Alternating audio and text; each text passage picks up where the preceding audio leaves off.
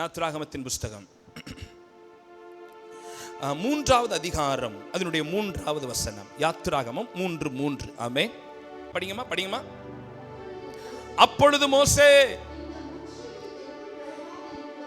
இந்த முட்செடி வெந்து போகாதிருக்கிறது என்ன?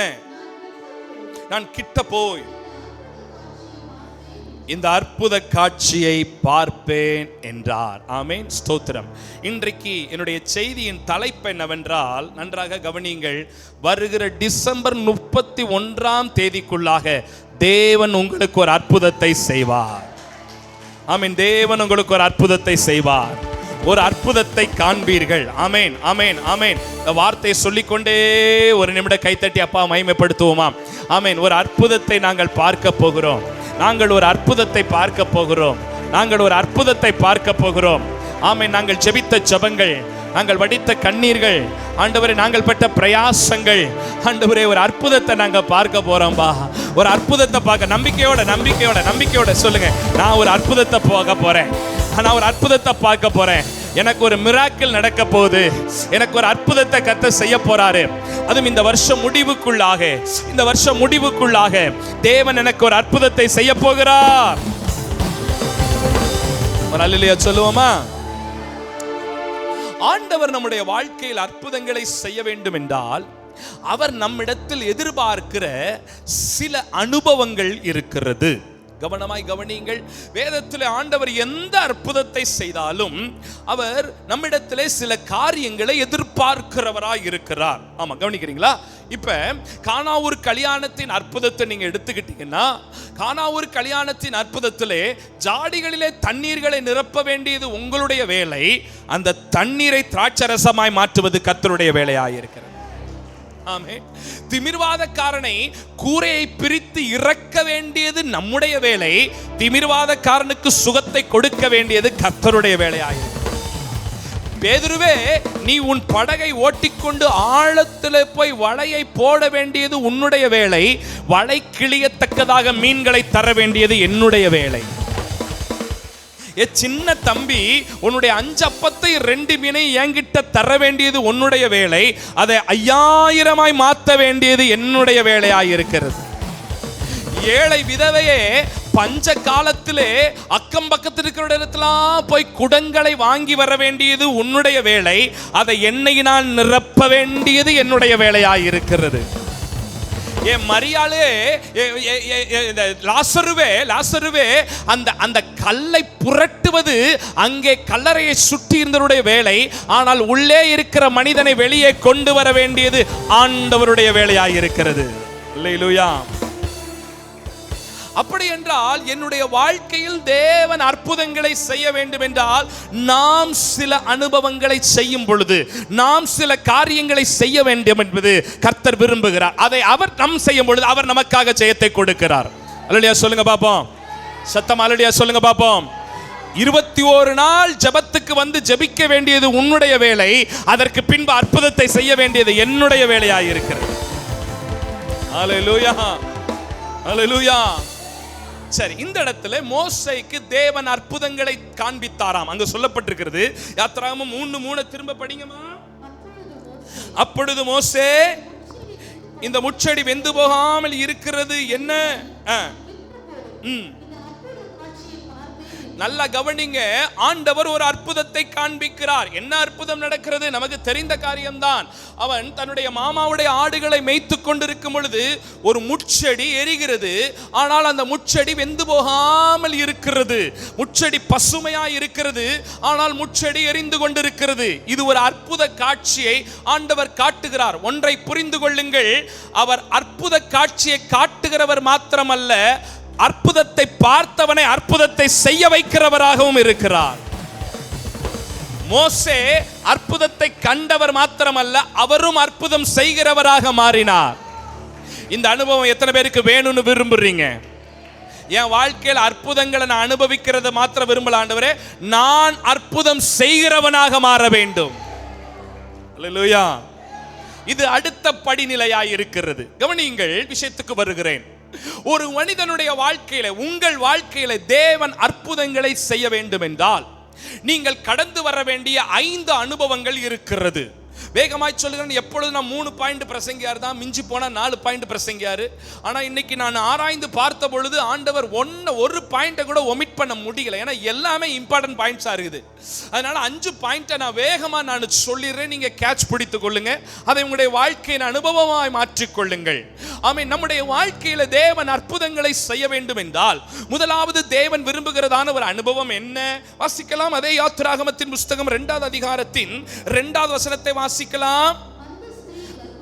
அந்த ஸ்திரீ கர்ப்பவதியாகி அது அழகுள்ளது என்று கண்டு அந்த குழந்தையை 3 மாதம் ஒழித்து வைத்தாள். நன்றாக கவனியுங்கள். மோசே பிறந்து விட்டான். அன்றைக்கு ஒரு சட்டம் சொல்லப்பட்டிருக்கிறது. என்ன சட்டம்? அம்மா நல்ல கவனிமா. என்ன சட்டம்? எல்லா இஸ்ரவேல் பிள்ளைகளையும் நைல் நதியிலே போட வேண்டும். கொஞ்சம் கவனமா கவனிச்சா நல்லா புரியும் மகளே, நல்லா புரியும். கொஞ்சம் கவனமா கவனிச்சீங்கன்னா நல்லா புரியும். அன்றைக்கு பார்வோன் ஒரு சட்டத்தை போட்டிருந்தார். என்ன சட்டம்? எகிப்திலே இஸ்ரவேலிலே பிறக்கிற எல்லா பிள்ளைகளையும் நைல் நதியிலே கொண்டு வந்து போட வேண்டும் என்று சொல்லி. ஏனென்றால் நைல் நதியிலே முதலைகள் தன்னுடைய வாயை திறந்து கொண்டிருக்கிறது. எல்லா பிள்ளைகளும் தன்னுடைய பெற்ற பிள்ளையை கொண்டு போய் நைல் நதியிலே போட்டுக் கொண்டிருக்கிறார்கள். அதே போலதான் மோசேயினுடைய தாயாரும் பிள்ளையை பெற்றிருக்கிறாள். ஆனால் பிள்ளையை போடுவதற்கு அவளுக்கு மனம் வரவில்லை. என்ன செய்தாலாம்? அந்த வசனம் சொல்லுகிறது, 3 மாத காலம் வரைக்கும் பிள்ளை என்ன செய்து வைத்தாலாமா? அந்த வசனத்தை திரும்ப படிங்க. அந்த வசனத்தை திரும்ப படிங்க. 2 படிங்க. 2 படிங்க. யாத்திராகமம் 2:2. அந்த ஸ்திரீ கர்ப்பவதியாகி ஒரு ஆண் பிள்ளையை பெற்று அது அழகுள்ளது என்று கண்டு அதை 90 நாட்கள் அந்த பிள்ளை என்ன செய்து வைத்தாலாமா? ஒளித்து வைத்தாலாமா? முதலாவது ஒரு அனுபவத்தை நான் உங்களுக்கு காண்பித்து கொடுக்கிறேன். ஒளிந்திருக்கும் அனுபவம். சொல்லுங்க பாப்போம். அப்படி என்றால் என்ன அர்த்தம்? ஒரு மனிதனுக்கு கர்த்தர் அற்புதம் செய்ய வேண்டும் என்றால், ஒரு மனிதனுக்கு கர்த்தர் அற்புதத்தை காண்பிக்க வேண்டும் என்றால் சில காலங்கள் ஒளிந்திருக்கிற ஒரு அனுபவம். தன் அறை வீட்டை பூட்டிக் கொண்டு தன் அந்தரங்கத்தில் தேவ சமூகத்தில் ஜெபிக்கிற ஒரு அனுபவம். யாருக்கும் தன்னை வெளியிலே காட்டாதபடி, யாருக்கும் தன்னை வெளியிலே ஷோ பண்ணி காட்டாதபடி எந்த ஒரு தேவ பிள்ளை தேவ சமூகத்தில் தன் அறை வீட்டை பூட்டிக் கொண்டு ஒளிந்திருந்து ஜெபிக்கிறார்களோ, அந்த ஒளிந்திருந்து ஜெபிக்கிறவர்களை ஒரு நாள் வரும் பொழுது கர்த்தர் ஒளிப்பிடத்தில் வைத்திருக்க மாட்டார். அவர்களை மலை மேல் இருக்கிற பட்டணமாக கர்த்தர் உயர்த்துகிறவராய் இருக்கிறார். ஓ ரகந்தனமா ஷதரபா ஏல்பிரி அந்த ரகந்தரவா ஷந்தரபா. ஒளிந்திருக்கிற அனுபவம் என்பது நீண்ட காலங்களுக்கு அல்ல. ஒளிந்திருக்கிற அனுபவம் என்பது ஒரு குறுகிய காலத்துக்கு மாத்திரம்தான். இயேசு கிறிஸ்து தன்னுடைய 30வது வயதிலே அவர் ஞானஸ்நானம் பெற்று கரையேறிய உடனே 40 நாட்கள் தன்னை ஒளித்துக் கொண்டார். வனாந்திரத்தில் ஒளித்துக் கொண்டார். குகையிலே தன்னை ஒளித்துக் கொண்டார். தன்னை உலகத்துக்கு காண்பிக்கவில்லை.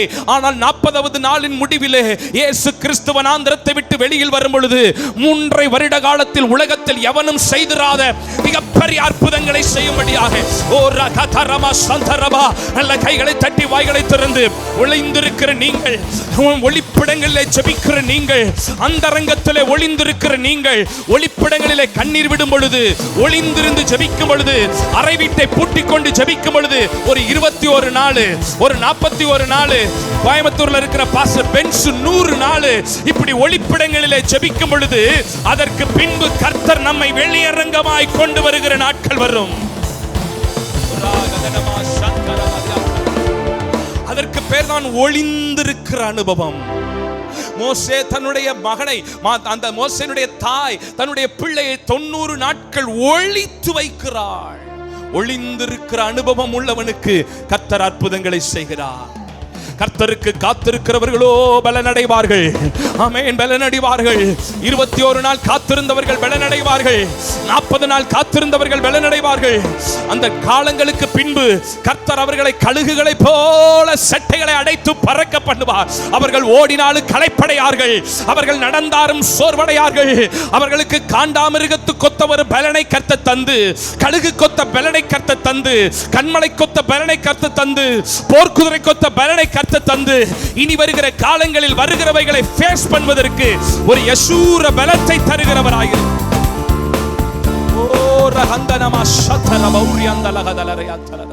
அதுதான் ஒளிந்திருக்கிற அனுபவம். இரண்டாவது மோசேக்கு என்ன இரண்டாவது ஒரு அனுபவம் கிடைத்தது? படியுங்கள். இரண்டாவது ஒரு அனுபவத்தை நாம் பார்க்கும் பொழுது 3வது வசனத்தை வாசிங்கமா. அவள் அதை அப்புறம் ஒளித்து வைக்க கூடாமல் ஒரு நாணல் பெட்டி எடுத்து அதற்கு பிசினும் கீழும் பூசி அதுல பிள்ளையை வளர்த்திங்கிறது கடத்தி நதியோரமாய். ஆமென். இப்ப நல்லா கவனிங்க. முதல்ல பிள்ளைய ஸ்தோத்திரம் ஒளிச்சு வீட்டுக்குள்ள ஒளிச்சு வச்சான். 90 நாள் வரைக்கும் ஒளிச்சு வச்சுட்டா. அதுக்கு மேல பிள்ளைய ஒளிக்க முடியல. பிள்ளை கொஞ்சம் வளர்ந்துட்டான். பிள்ளை சத்தம் போடுறான். பக்கத்துல உள்ளவங்களுக்கெல்லாம் சத்தம் கேட்குது. இதுக்கு மேல பிள்ளைய ஒளிக்க முடியாதுன்னு தெரிஞ்ச உடனேயும் ஒரு காரியம் செய்கிறார். என்ன செய்கிறார்? அந்த தாய் நாணலை வெட்டி கொண்டு வந்து அதை பதப்படுத்தி அதை காய வைத்து அதை ஒரு பாக்ஸாக உருவாக்கி அதற்கு வென்டிலேஷன் எல்லாம் வைத்து அதற்கு உள்ளும் புறமும் கீழ் பூசி தார் பூசி வெளியில் இருக்கிறதான தண்ணீர் உள்ளுக்குள்ளே வந்து விடாதபடி பிள்ளைக்கு ஒரு பாதுகாப்பு இருக்க வேண்டும் என்று சொல்லி ஒரு பெட்டிக்குள்ளே வைக்கிறாள். அந்த பெட்டியில அந்த அளவுக்கு கம்ஃபர்டபிள் கிடையாது. அந்த பெட்டியில கைய காலெல்லாம் நீட்டி இது பண்ண முடியாது. இப்படி கையெல்லாம் அந்த குழந்தை தூக்க உயர்த்த முடியாது. திரும்பி படுக்க குப்புறப்படுக்க முடியாது. இருந்த மாதிரியே தான் இருக்க வேண்டும். அப்படி ஒரு பெட்டியை செய்து அதற்குள்ளாக வைக்கிறாள். இரண்டாவது நான் சொல்லுகிறேன், இரண்டாவது ஒரு அனுபவம் பெட்டிக்குள் இருக்கிற அனுபவம். எல்லாரும் சொல்லுங்க பாப்பா அந்த வார்த்தையை. பெட்டிக்குள் இருக்கிற ஒரு அனுபவம். முதலாவது ஒளிந்து கிடந்த ஒரு அனுபவம். இரண்டாவது பெட்டிக்குள் இருக்கிற அனுபவம். அந்த பெட்டிக்கு சைஸ் அவ்வளவுதான், அந்த குழந்தையுடைய சைஸ் தான். ஆனா அந்த பெட்டிக்குள்ள எந்த தண்ணியும் உள்ள வர முடியாது. அது ஒரு பாதுகாப்பான ஒரு பெட்டி. அந்த பெட்டியை ஒன்றும் சேதப்படுத்த முடியாது. ஒருவேளை முதலையே அந்த பெட்டியை பார்த்தாலும் இது என்னமோ ஆபத்தான பொருள் மாதிரி தெரியுதப்பா, இதுகிட்ட நம்ம போக கூடாதுன்னு சொல்லி நைல் நதியில் இருக்கிறதான முதலைகள் கூட விலகி போய்விடும். அப்படி ஒரு பாதுகாப்பான பெட்டி. இரண்டாவது ஆவிக்குரிய அர்த்தம் என்ன? ஒரு மனிதனை ஒரு மனுஷிய தேவன் ஒளிப்பிடத்தில் ஜெபிக்க வைத்துவிட்டு இரண்டாவது அற்புதம் செய்ய வேண்டும் என்றால் உங்களுக்கும் எனக்கும் ஒரு அடைக்கப்பட்ட பாதுகாப்பான சபை என்கிற ஒரு பெட்டியை கர்த்தர் கொடுத்திருக்கிறார். சபை என்கிற ஒரு பெட்டியை கர்த்தர் கொடுத்திருக்கிறார். அந்த பெட்டி ஒரு ஒழுங்குபடுத்தப்பட்ட பெட்டி. அந்த பெட்டி ஒரு ஸ்ட்ரக்சர்டு பாக்ஸாக இருக்கும். ஒரு அல்லேலூயா சொல்லுவோமே. நல்ல கவனிங்க. நான் ஏற்கனவே சொன்னது போல அந்த பெட்டியில ரொம்ப கையை நீட்ட முடியாது, ரொம்ப காலை நீட்ட முடியாது, திரும்பி படுக்க முடியாது, கொஞ்சம் டிஸ்கம்ஃபர்டபிளா இருக்கும். ஆனா அந்த பெட்டிக்குள்ள இருந்தா அந்த பிள்ளைக்கு ஒரு பாதுகாப்பு உண்டு. ஆமென். அதே போல சபையிலே சில ஒழுங்குகள் உண்டு. சபையிலே சில காரியங்கள் உண்டு. பாஸ்டரை அப்படித்தான் சொல்லுவாங்க. கையை தட்டுங்க பிரதர்னு சொல்லுவாங்க. கையை துதிச்சு கர்த்தரை ஆராதிங்கன்னு சொல்லுவாங்க. நேரத்துக்கு வாங்கன்னு சொல்லுவாங்க. கொயர்ல இருக்கிற பிள்ளைகள் 10:30 மணிக்குள்ள வாங்கன்னு சொல்லுவாங்க. ஆபரேட் பண்ற பிள்ளைங்க 10:30 மணிக்குள்ள வாங்கன்னு சொல்லுவாங்க. மியூசிக் வாசிக்கிற பிள்ளைங்க சனிக்கிழமை வந்து பிராக்டிஸ் பண்ணுங்கன்னு சொல்லுவாங்க. இப்படி ட்ரெஸ் பண்ணுங்க, இப்படி ட்ரெஸ் பண்ணாதீங்கன்னு சொல்லுவாங்க. பெண்கள்லாம் முக்காடு போடுங்கன்னு சொல்லுவாங்க. ஆலயத்துக்கு வரும்பொழுது சில ஒழுங்குகளை கடைபிடிங்கன்னு சொல்லுவாங்க. ரட்சிக்கப்படுங்கன்னு சொல்லுவாங்க. அபிஷேகம் பெறுங்கன்னு சொல்லுவாங்க. ஞானஸ்நானம் பெறுங்கன்னு சொல்லுவாங்க. பாவம் செய்யாதீங்கன்னு சொல்லுவாங்க. பரிசுத்தமா வாழ்ங்கன்னு சொல்லுவாங்க. இதெல்லாம் சபைனா ஒரு ஒழுங்கு இருக்கதாங்க செய்யும். ஆனா அந்த பெட்டிக்குள்ள அடக்கி ஒடுக்கி ஒழுங்கா இருந்தா ஒரு நாள் இந்த பெட்டி ஆமென் பார்வோனுடைய அரண்மனைக்கு போகும். பரலோகத்துக்கு போகும். சத்தமா அல்லேலூயா சொல்லுங்க பாப்போம். கொஞ்சம் டிஸ்கம்ஃபர்டபிள் இருக்கதான் செய்யும். நீங்க வேலை பார்க்கிற ஸ்கூல்ல, நீங்க படிக்கிற ஸ்கூல்ல, நீங்க ஒர்க் பண்ற காலேஜ்ல எவ்வளவு ஒழுங்கு நடவடிக்கைகளை எடுக்கிறாங்க. ஆலயத்துக்கு வாரத்துக்கு ஒரு முறை வரும் பொழுது சில ஒழுங்குகள் கொடுக்கப்படதான் செய்யும். அதுக்காக பாஸ்டர் இப்படி சொல்றாரு, நான் அடுத்த வாரத்துல வரமாட்டேன். யாருக்கு நஷ்டம்? உனக்கு நஷ்டம். பாஸ்டர் சொல்றதுக்கெல்லாம் கோச்சுக்கிட்டா உனக்கு நஷ்டம். நாங்க நேசிக்கிறதுனால, எங்க பிள்ளைகள் நல்லா இருக்கணும்ன்றதுனால, எங்க பிள்ளைகளுடைய வாழ்க்கை இப்ப இருக்கிறதல்ல, இதை விட இன்னும் அதிகமாய் ஆசீர்வதிக்கப்படணும்ன்றதுக்காக நாங்க சொல்லிக் கொண்டுதான் இருக்கிறோம். தகப்பன் தான் நேசிக்கிற பிள்ளையை கண்டிக்காமல் இருப்பானோ? நான் என் பிள்ளைகள் நேத்தனும் டானியாவும் தப்பு பண்ணா நான் அதை கண்டுக்கிறாம விடுவேனா? அடிக்க வேண்டிய இடத்துல அடிப்பேன், தண்டனை கொடுக்க வேண்டிய இடத்துல தண்டிப்பேன். ஏன் தெரியுமா? என் பிள்ளைகளுடைய எதிர்காலம் நல்லா இருக்கணும்னு சொல்லிட்டு என் சபையில் இருக்கிற பிள்ளைகளுக்கும் அதே அளவில் உரிமையோடு கண்டிப்பதற்கு எனக்கு உரிமை உண்டு. ஏனென்றால் நாங்கள் உங்கள் ஆவிக்குரிய தகப்பன்மா. அல்லேலூயா சொல்லுங்க பாப்போம். அல்லேலூயா சொல்லுங்க பாப்போம்.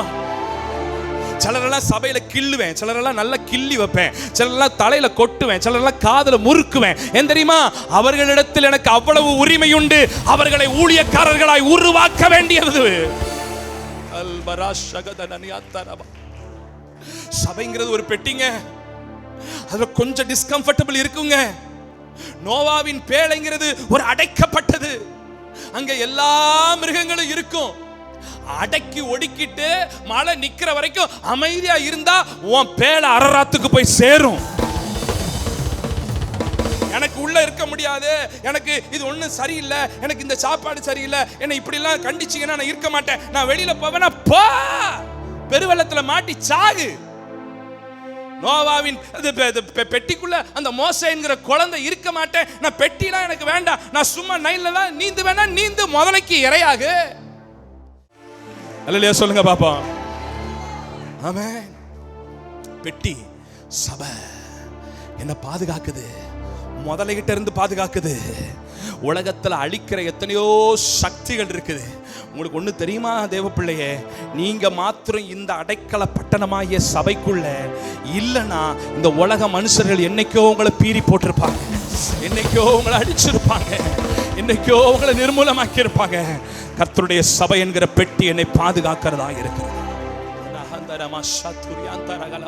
ரெண்டு காரியங்களை சொன்னேன். ஒன்று ஸ்தோத்திரம், ஒளிந்திருக்கிறதான அனுபவம். இரண்டாவது பெட்டிக்குள் இருக்கிறதான அனுபவம். மூன்றாவது என்ன அனுபவம்? மூன்றாவது என்ன அனுபவம்? அதே வசனத்தை நீங்க படிக்கும் போது, மூணாவது வசனத்தை படிக்கும் போது, ஆமென், அவள் அதை அப்புறம் ஒளித்து வைக்க கூடாமல், மூணாவது வசனமா, ஒரு நாணல் பெட்டியை எடுத்து அதற்கு பிசினும் கீழும் பூசி அதுல பிள்ளையை கடத்தி நதியோரத்தில் நாணலுக்குள் எதுக்குள்ள வைத்தாங்களா? நதியோரத்தில் வைத்தாங்களா? சொல்லுங்க பாப்போம். அடுத்து என்னுடைய மூன்றாவது பாயிண்ட், நதியின் அனுபவம். சொல்லுங்க, நதியின் அனுபவம். ஆமென். நதியின் அனுபவம் என்றால் என்ன? முதலாவது நான் சொன்னேன், ஒளிந்திருக்கிற ஒளிப்பிடத்தின் அனுபவம் என்றால் ஜெபிக்கிறதான அனுபவம். இரண்டாவது ஸ்தோத்திரம், இரண்டாவது பெட்டியின் அனுபவம் என்றால் சபை என்கிறதான ஒரு அனுபவம். மூன்றாவது நதியின் அனுபவம் என்றால் என்ன? ஆவிக்குரிய பிள்ளைகள் இப்பொழுதே உணருவார்கள்.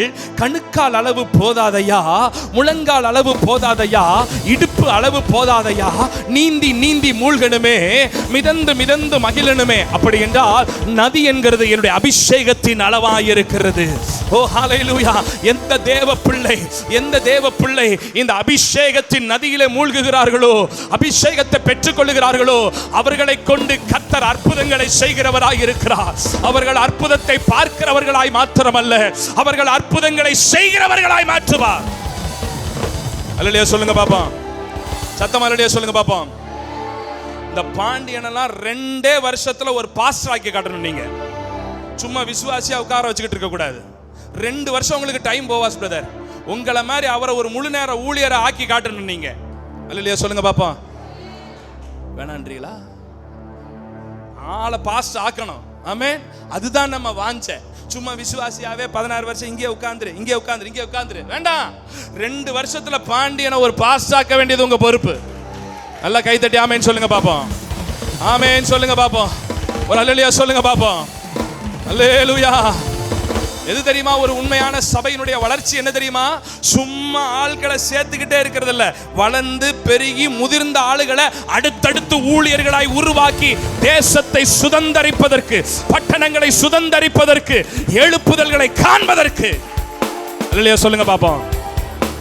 எனக்கு ரொம்ப நாளா இந்த வெளிச்சம் இல்லாம இருந்துச்சு, ரொம்ப நாளா இந்த வெளிச்சம் இல்லாம இருந்துச்சு. என்னுடைய வெளிச்சம்லாம் சபநரமணும், ஆளு வெளியில போயிடக்கூடாது, ஆளை உள்ள பிடிச்சு போடு, உள்ள பிடிச்சு போடு, உள்ள பிடிச்சு போடு, உள்ள பிடிச்சு போடு.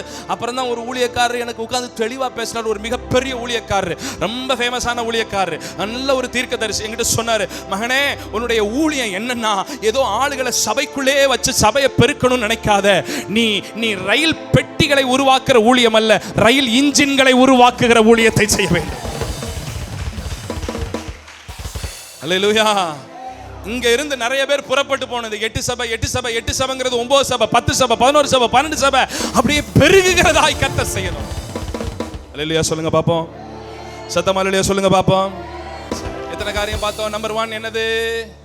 ஒளிந்திருக்கும் அனுபவம், ஜெபத்தின் அனுபவம். இரண்டாவது பெட்டிக்குள் இருக்கும் அனுபவம், சபையின் அனுபவம். மூன்றாவது அபிஷேகத்தின் அனுபவம். ஆமா, நல்லா. அதனாலதான் பாஸ்டர் சொன்னாங்க கையை தட்டுங்க அப்படின்னு சொல்லி. நீங்க தவறா எடுத்துக்கிறாதீங்க. கொஞ்சம் ட்ரை பண்ணுங்க, கொஞ்சம் முயற்சி பண்ணுங்க, கொஞ்சம் முயற்சி பண்ணுங்க. இப்பெல்லாம் உங்களுக்கு என்ன தெரியுமா, திருச்சியில ஒரு ஃபாதர் இருக்கிறார். எனக்கு அவர் இங்க கூட்டிட்டு வரணும்னு ரொம்ப ஆசை. அவர் பேர் என்ன? ஆல்பர்ட்டா. ஆல்பர்ட்னு ஒரு ஃபாதர் இருக்கிறார் பாருங்க, அவர் என்னமா பாடுறார், அக்கினியில் நடந்து வந்தோம், அல்லேலூயா, ஆமென், ஸ்தோத்திரம் அப்படின்னு கேத்தலிக் ஆர்சி ஃபாதர் அபிஷேகத்தில் நிரம்பி நடத்துறாருங்க. அவர் நடத்துறாரு. அவர் பேர் என்ன? ஆல்பர்ட். என்ன பார்க்க மாட்டீங்களோ, ரொம்ப நல்லவங்களோ நீங்களாம், சரி நானே பாவியா இருந்துட்டு போறேன். அவர் பாருங்க அப்படி நடத்துறாரு அந்த ஆர்சி ஃபாதர். நல்ல அபிஷேகத்துல அனாயிண்டிங்ல நடத்துறாரு. பேசுங்க, கையை தட்டுங்க, நவமான பாஷைகளை பேசுங்கன்னு கேத்தலிக் ஆர்ஸ். இன்னைக்கு கத்தோலிக்க சபைகளில எழுப்புதல்கள் வந்து விட்டது. அபிஷேகத்தை நிரம்ப ஆரம்பிச்சுட்டாங்க, கைகளை தட்ட ஆரம்பிச்சுட்டாங்க. ஆமென். இதுதான் ரொம்ப நாளா ஃபாதர் பெர்க்மான்ஸ் அப்பாவுடைய எதிர்பார்ப்பு, தரிசனமாக இருந்தது. நம்ம திண்டுக்கல்ல இருக்கிற எல்லா கத்தோலிக்க சபைகளில அந்த அக்கினி ஊற்றப்பட வேண்டும். அல்லேலூயா. அதனால அப்படி ஒரு அபிஷேகத்தின் நிறைவு நமக்கு வேணும். ஜான் நாக்ஸ் என்கிறதான ஒரு தேவ மனுஷனை குறித்து நான் இப்படி படிச்சிருக்கிறேன். 7 மணி நேரம் முழங்கால நின்று அந்நிய பாஷை பேசுவாராம். எவ்வளவு நேரம்? 7 மணி நேரம் முழங்கால நின்று ஆங்கிலத்தில் இல்ல, அந்நிய பாஷையிலே ஜெபம் பண்ணுவாராம். அந்நிய பாஷையிலே ஜெபம் பண்ணுவாராம். அவர் தேசத்தை கலக்கின ஒரு மிகப்பெரிய தேவ ஊழியர். இப்படி குரூசைட் அப்படி இப்படி வந்து பெரிய மைதானத்துல கூட்டம் நடக்குதுன்னா, அவர் ஹோட்டல்ல 7 மணி நேரம் ஜெபம் பண்ணிட்டு அவர் லாட்ஜ்ல இருந்து கிளம்பும் போது கிரவுண்ட்ல இருக்கிற பேய் சொல்லுமா, அக்கினி ஹோட்டல்ல இருந்து பெறப்பட்டுருச்சுன்னு சொல்லுமா. கூட்டத்தில் உட்கார்ந்து இருக்கிற பேய் எந்திரிச்சு சொல்லுமா, அக்கினி ஹோட்டல்ல இருந்து பெறப்பட்டுருச்சு, வந்துகிட்டு இருக்குது, இத்தனை கிலோமீட்டர் தாண்டி வந்துகிட்டு இருக்குதுன்னு. அவர் அப்படி வந்து மைக்கெல்லாம் பிடிக்க தேவையில்லை, அப்படி வந்து ஸ்டேஜ்ல உட்கார்ந்தாருனாலே பேய் அலறி ஓடுமா. 7 மணி நேரம் அந்நிய பாஷையில ஜெபித்த மனிதர்கள். இன்றைக்கு நமக்கு அந்த அனுபவம் தேவையே. அபிஷேகத்தின் நதியில மூழ்குவோம். சரி, 3 அனுபவங்களை வேகமா சொல்லிட்டேன். நம்பர் 1 திரும்ப சொல்லிடுங்க பாப்போம். பெட்டிக்குள் ஒளிந்திருக்கிற அனுபவம், வீட்டுக்குள் ஒளிந்திருக்கிற அனுபவம். பெட்டிக்குள்னா சபைக்குள் இருக்கிற அனுபவம். நதிக்குள்னா அபிஷேகத்துக்குள் இருக்கிற அனுபவம். அடுத்த ஒரு அனுபவம் இருக்கு பாருங்களேன். 7வது வசனத்தை படிங்க பாப்போம். என்னாச்சு மைக்கு? சரி படிங்க. Right, okay. அப்பொழுது தமக்கை பார்வோனின் குமாரத்தை நோக்கி வளர்க்கும்படிக்கு பால் கொடுக்கிற ஒரு குழந்தையை, ஒரு தாயை. இப்ப நல்லா கவனிங்க. இப்ப புள்ள முதல்ல வீட்டுல ஒளிஞ்சிருந்துச்சு. நம்பர் 1 ஜெபிக்கிற அனுபவம். 2வது பெட்டிக்குள்ள வச்சாங்க, சபையின் அனுபவம். 3வது நதிக்குள்ள வச்சாங்க, அது அபிஷேகத்தின் அனுபவம். இப்ப பெட்டி மிதந்து போயிட்டே இருக்கும் பொழுது அந்த நேரத்துல பார்த்து பார்வோனுடைய மகள் அங்க குளிக்க வருகிறாள். அவருடைய கையில் இந்த பெட்டி கிடைக்கிறது. அந்த பெட்டியை திறந்து பார்க்கிறார். ஒரு அழகான ஆண் குழந்தை இருக்கிறது. அப்ப இந்த குழந்தையை பார்த்த உடனே கையில் எடுத்து கொஞ்சுறா. அப்ப இந்த பெட்டியை வச்சுட்டு தூரத்தில் நின்று வேடிக்கை பார்த்துட்டு இருந்தா பாரு. இந்த பெட்டி எங்க போகுதுன்னு பார்த்துட்டு இருந்தா பாத்தீங்களா, மோசையுடையதான அந்த தாயுடைய தமக்கை. அவள் வேகமா வந்து சொல்றா, எம்மா இந்த குழந்தைக்கு பால் கொடுக்கறதுக்கு நான் ஒரு தாயை கூட்டிட்டு வரட்டுமா அப்படின்னு சொல்லிட்டு. உடனே பார்வனுடைய குமாரத்தை சொல்றா, நல்லது கூட்டிட்டு வா அப்படின்னு. உடனே இவளுடைய ஒரிஜினல் தாயை கூட்டிட்டு வர்றா. மோசையுடைய ஒரிஜினல் தாயை கூட்டிட்டு வர்றா. உடனே இவ சொல்றா, அந்த குழந்தையை தூக்கி மோசையுடைய தாயிடத்துல கொடுத்து சொல்றாரு, இந்த பிள்ளையை எனக்காக வளர்த்திடு. அடுத்த வசனம் சொல்லுது. அடுத்த வசனம் அப்படிதானே போட்டிருக்குல்ல, இந்த பிள்ளையை எனக்காக வளர்த்திடு.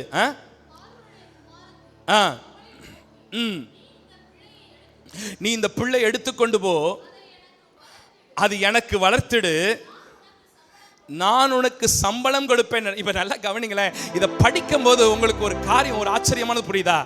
இந்த பிள்ளையுடைய அப்பா தான் பிள்ளையெல்லாம் கொல்லணும்னு இருக்கிறாரு. யாரு? பார்வோன் தான் பிள்ளையெல்லாம். ஆனா இப்ப பார்வோனின் மகளே அந்த பிள்ளைய வளர்க்குது பாருங்க.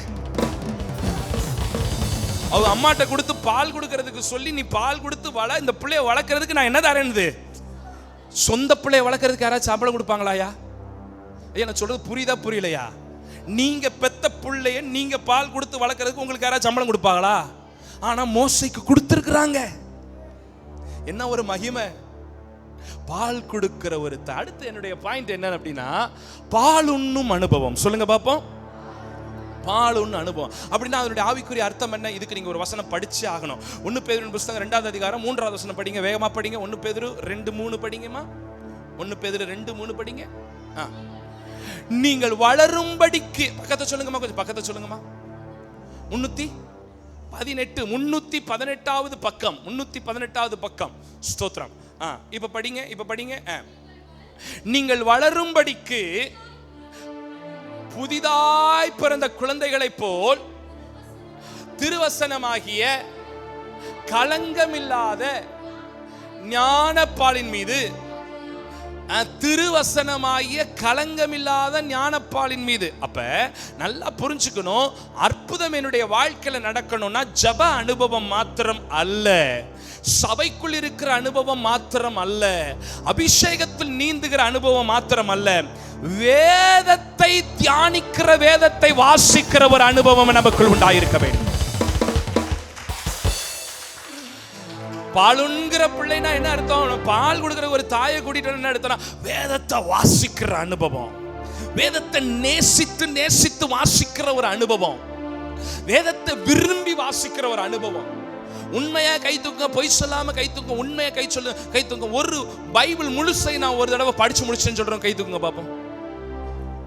சரி, கை கீழே போட்டுக்கிறேங்க. பைபிள் முழுசை 2 தடவை படிச்சு முடிச்சிட்டேன் பாஸ்டர். Very good.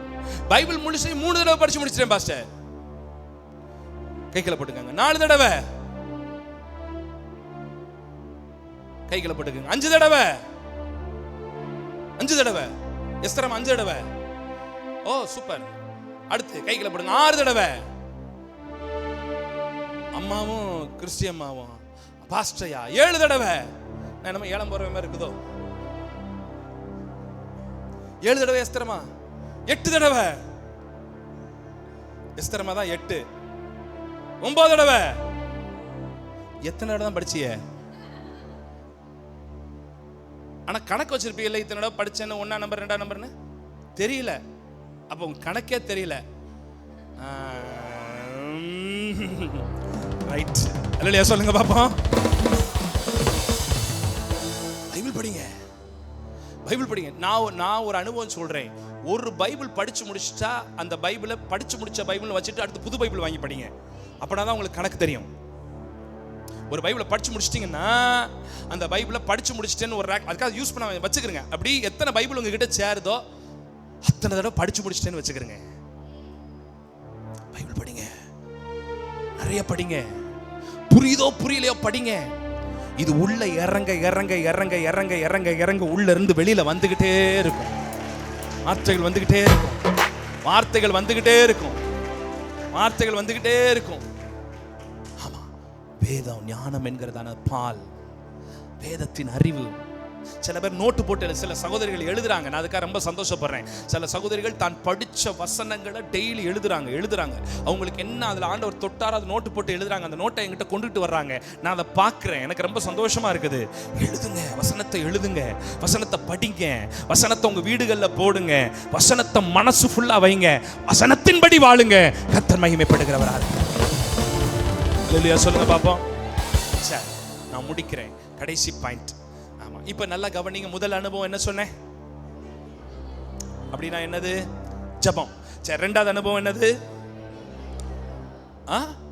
பெட்டிக்குள்ள. அப்படின்னா என்னது? சபைக்குள்ள இருக்கிற அனுபவம். 3வது அனுபவம் என்னது? அப்படின்னா என்ன அனுபவம்? அடுத்து 4வது அனுபவம் என்னது? அப்படின்னா என்ன அனுபவம்? இதெல்லாம் முடிச்சிட்டோம்னா அற்புதம் நடந்துருமா பாஸ்டர்? இன்னும் ஒரு கட்டம் இருக்கு. அதையும் நம்ம அடையணும். அது என்ன அனுபவம் பாஸ்டர் அப்படின்னா நல்லா கவனிங்க. அது கொஞ்சம் வித்தியாசமான அனுபவம். அடுத்து 3வது அதிகாரத்தின் 1வது வசனத்தை படிச்சீங்கன்னா, மோசே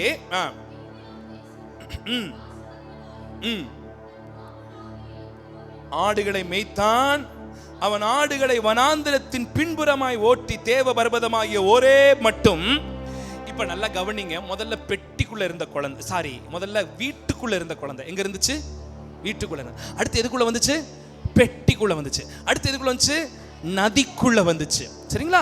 இப்ப நதிக்குள்ள இருந்த குழந்தை இப்ப அடுத்து கடைசி எங்க வந்துச்சு? பால் குடிக்கிற தாயிடத்துல. எந்த தாயிட்ட இருந்து வந்துச்சோ திரும்ப அந்த தாய்கிட்ட என்ன செஞ்சிருச்சு? போயிருச்சு. இது வரைக்கும் வந்துருச்சு. இப்ப பால் குடிச்ச புள்ள நல்லா வளர்ந்து வளர்ந்து வளர்ந்து வளர்ந்து பெருசான உடனேயும் சொன்ன பிராமிஸின் படி கொண்டு போய் யார்கிட்ட இப்ப விடணும்? பார்வோனுடைய மகள் கிட்ட உடனே இவன் உனக்கா வளர்க்க தான் வளர்த்து சம்பளம் கொடுத்து வாங்கியிருக்கிறோம்ல, சொந்த பிள்ளைய வளர்த்துட்டு நல்ல பெரிய ஆளாக்கி சம்பளம்லாம் வாங்கிட்டு இப்போ கொண்டே கொடுத்துட்டாங்க, இந்தாங்கம்மா உங்ககிட்ட நான் கொடுக்குறேன்னு சொல்லிட்டு. இப்போ பார்வோன் அங்கே அரண்மனையில் வளர்ந்து கொண்டே இருக்கிறான். வளர்ந்துகிட்டே இருக்கும்போது தன்னுடைய இஸ்ரவேலன் ஒருவன் ஸ்தோத்திர வேதனைப்படுகிறத பார்த்து ஒரு கொலையை ஒன்றை பண்ணிட்டு இப்போ வனாந்தரத்துக்கு போகிறார்.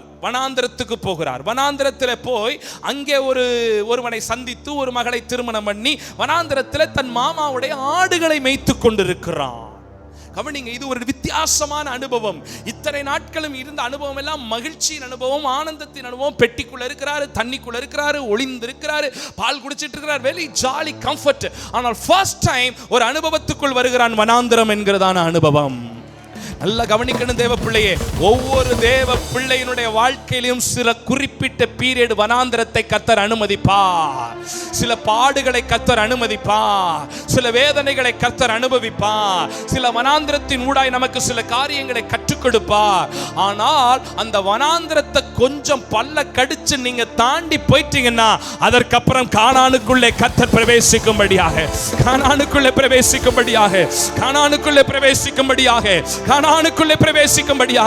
இன்றைக்கு வேதனைகளை அனுபவிக்கிற நீங்கள், இன்றைக்கு கஷ்டத்தை அனுபவிக்கிற நீங்கள், இன்றைக்கு வனாந்தரத்தை அனுபவிக்கிற நீங்கள், இதுவே நிரந்தரம் என்று நினைக்காதீர்கள். இது சர்டன் பீரியடுக்கு மட்டும்தான். இது முடிந்ததற்கு பின்பு தேவன் எனக்கு ஒரு கானானை வைத்திருக்கிறார். ஹல்லேலூயா, ஹல்லேலூயா. எல்லாருடைய வாழ்க்கையிலும் ஒரு ட்ரைனஸ் உண்டு. எல்லாருடைய வாழ்க்கையிலும் ஒரு குறிப்பிட்ட பாடுகள் நிறைந்த நாட்கள் உண்டு. இந்த ஜோசியக்காரன் சொல்லுவாங்க பாத்தீங்களா, இது உனக்கு என்ன காலம், கடைசி காலமா? அது நம்ம சொல்றதுங்க. ஐயோ, ரொம்ப ஆவிக்குரிய பிள்ளைகள் ஆயிட்டா. ராவு காலமா, கஷ்டகாலம், இது உனக்கு யமகண்டம், இது உனக்கு கஷ்டகாலம் அப்படின்னு ஒரு குறிப்பிட்ட பீரியட் இருக்குதுன்னு அவங்க சொல்றாங்கல்ல. ஆனா அது அப்படி அல்ல. தேவன் நமக்கு சில வனாந்தரத்தை அனுமதிக்கிறார், சில வனாந்தரத்துக்குள்ள கொண்டு போறார். ஏன்னா இந்த வனாந்தரத்திலே உனக்கு கொண்டு போறதுக்காக அல்ல, இது நீ தாண்டிட்டனா உனக்கு அதற்கு பின்பு கானானை கர்த்தர் மகிமையா வைத்திருக்கிறார்.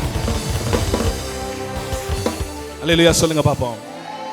இந்த நாஞ்சையும் தாண்டின உடனேயும் அவன் பார்த்தது ஒரு அற்புத காட்சி. அந்த வனாந்தரத்தில் அவன் பார்த்ததுதான் ஒரு அற்புத காட்சியை. பார்க்கிறவனாய் மாத்திரமல்ல, அவனை கொண்டே கர்த்தர் 10 அற்புதங்களையும் செய்கிறவராய் மாற்ற. 10 அற்புதம் பார்வன்ட்ட இருந்து வெளியில கொண்டு வரும்போது மட்டும்தான். அப்புறம் 40 வருஷம் வனாந்தரத்தில் அவர் செய்த அற்புதங்கள் இன்னும் அதிகம். குச்சியை நீட்டினால் கடலே பிளக்குது. எத்தனையோ அற்புதங்களை கண்டவனே அற்புதங்களை செய்யும்படியாக கர்த்தர் செய்கிறார். இன்றைக்கு கர்த்தர் நம்ம கிட்ட சொல்ற காரியம், உங்கள் வாழ்க்கையிலும் அற்புதங்களை செய்வார். ஆனால் இதெல்லாம் நம்ம என்ன செஞ்சு போனோம்? எங்க நம்ம போறோம்? கானானுக்கு. எங்க நம்ம போறோம்? பரலோகத்துக்கு. எங்க நம்ம போறோம்? பரலோகத்துக்கு. ஆனா அதுக்கு முன்னாடி எதெல்லாம் கடந்து போடுங்க, ஒவ்வொன்னா போடுங்க. எதெல்லாம் வீட்டுக்குள்ள, அப்புறம் பெட்டிக்குள்ள, அப்புறம் நதிக்குள்ள, அதுக்கப்புறம் அம்மா கிட்ட, அதுக்கப்புறம் வனாந்தரத்துல, கடைசியா கானானுக்கு நாங்க போறோம். அல்லேலூயா.